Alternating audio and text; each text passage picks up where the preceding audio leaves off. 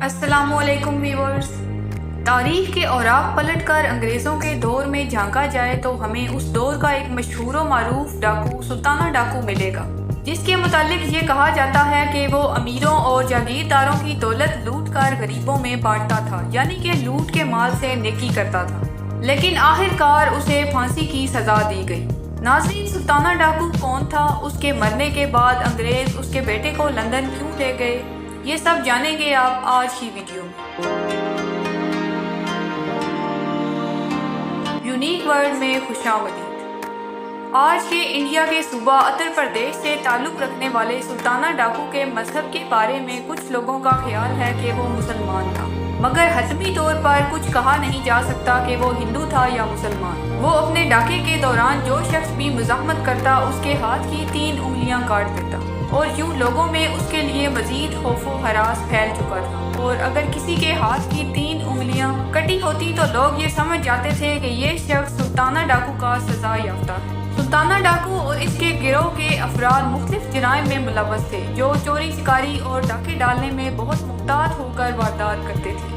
انگریزوں سے سخت نفرت رکھنے والا سلطانہ ڈاکو ابتدا میں چھوٹی موٹی چوریاں کرتا تھا، جس کے اقدامات کے طور پر اس نے کچھ عرصہ جیل میں بھی قید کاٹی۔ پہلے اردو کے جاسوسی ناول نگار اور مشہور پولیس آفیسر ظفر عمر اسے گرفتار کرنے میں کامیاب ہوئے، مگر کوئی سنگین الزام موجود نہیں تھا اور 4 سال قید کے بعد اسے رہا کر دیا گیا۔ سلطانہ ڈاکو کی زندگی پر کئی فلمز بنائی گئیں اور کئی ناولز بھی تحریر کیے گئے۔ اس نے منظم طریقے سے کئی مخبروں کی مدد سے اپنے علاقے میں اثر و رسوخ رکھنے والے امراء کا بھی پتہ لگایا، اور انہی مخبروں کے ذریعے اسے اپنے اوپر پڑنے والے ہر چھاپے کا بھی پہلے سے علم ہوتا تھا، اور یوں وہ محتاط رہ کر کافی عرصے تک انگریزوں کے لیے چیلنج بنا رہا۔ ظفر عمر کے مطابق سلطانہ ایک انتہائی نڈر اور دلیر ڈاکو تھا۔ وہ جسمانی نقصان کسی کو بھی نہیں پہنچاتا تھا، لیکن اگر کوئی اسے اور اس کے ساتھیوں کو نقصان پہنچانے کی کوشش کرتا تو روایت کیا جاتا ہے کہ وہ ہاتھ کی 3 انگلیاں کاٹ دیا کرتا تھا۔ ناظرین، اس کے متعلق یہ بھی مشہور ہے کہ غریب عوام اس کی درازی عمر کی دعائیں کرتے تھے۔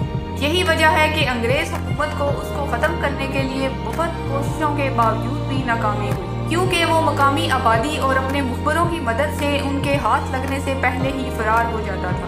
اس تمام صورتحال کے پیش نظر انگریز حکومت نے برطانیہ سے ایک ماہر پولیس آفیسر فریڈی ینگ کو بلوایا، جس نے سلطانہ ڈاکو کے پھیلائے گئے مخبری کے جال کو سمجھ لیا۔ اس کو یہ بھی معلوم ہو گیا تھا کہ منوہر لال نامی پولیس اہلکار بھی سلطانہ ڈاکو کا مخبر تھا۔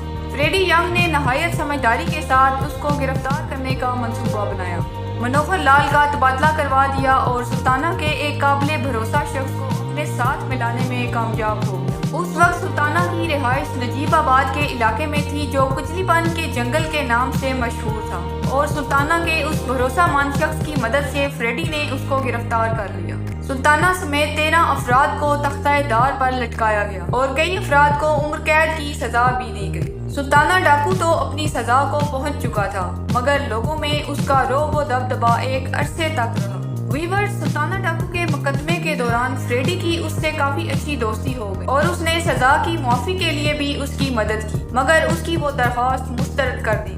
اسی قید کے دوران ہی سلطانہ نے اپنے 7 سالہ بیٹے کو اعلیٰ تعلیم دلوانے کی خواہش کا اظہار کیا، اور اس کے مرنے کے بعد اسی خواہش کے احترام میں سلطانہ کے بیٹے کو لندن لے جایا گیا، جو بعد ازاں انڈیا واپس آ کر محکمہ پولیس کا اعلیٰ افیسر بنا۔ ناظرین، امید کرتی ہوں آج کی ویڈیو بھی شاندار رہی ہو۔ ویڈیو کو لائک شیئر کیجیے۔ ملتے ہیں اگلی ویڈیو میں۔ اللہ حافظ۔ السلام علیکم۔